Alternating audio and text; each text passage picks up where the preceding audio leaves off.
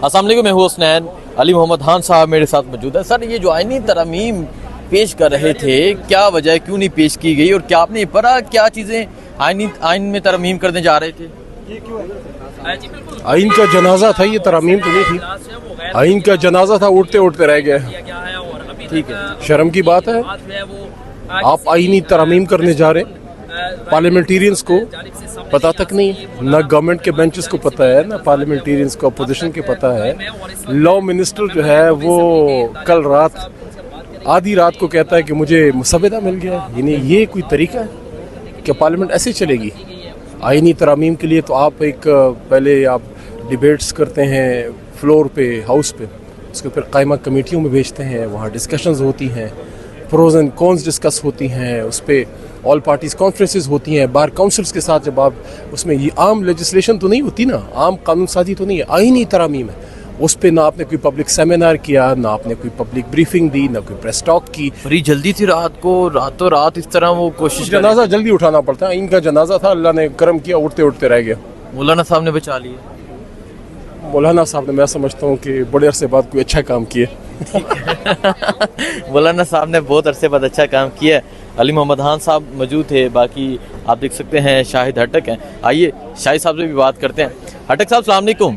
وعلیکم السلام. آئینی ترامیم کرنے جا رہے تھے رات کو تو آپ نے کہا کہ پروگرام بڑھ گیا ہے، مطلب نہیں ہو سکی، تو کیا ابھی آپ کے جو ایم این ایز ہیں وہ ابھی آ جائے نہیں اسمبلی میں، پھر ایسا کرنے کی کوشش کی جا سکتی ہے؟ جی دیکھیے، اس ٹائم ہمارے تقریباً 7 سے 8 ایم این ایز جو ہیں، 7 سے 8 ایم این اے 7 سے 8 ایم این ایز ان کو اغوا کیا گیا ہے.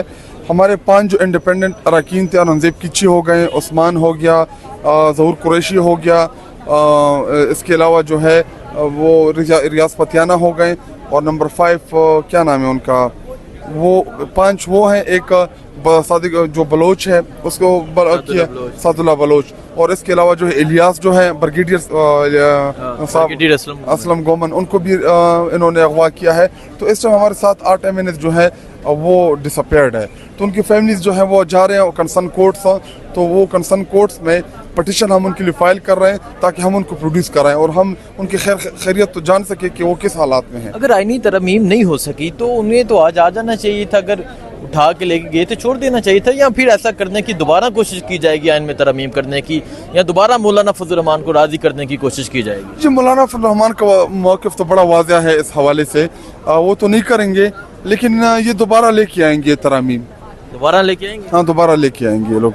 نہیں، اچھا، آپ کو یہ لگ رہا ہے یہ دوبارہ لے کے ہاں، یہ دوبارہ لے کے آئیں گے. کس طرح لے کے آئیں گے؟ اگر مولانا صاحب کا موقف واضح ہے تو کیا اتنی میجورٹی لے لیں گے؟ تحریک انصاف کے اتنے لوگ لے لیں گے وہ؟ نہیں جی، تحریک انصاف کو کوئی بندہ یہ نہیں توڑ سکتے، لیکن جن کو اغوا کیا گیا ہے، ہم یہی شعبہ ہے کہ جو ہمارے اغوا شدہ ممبران ہیں ان کو صرف ہم نے فی الحال پروڈیوس کرانا ہے. بہت شکریہ جی.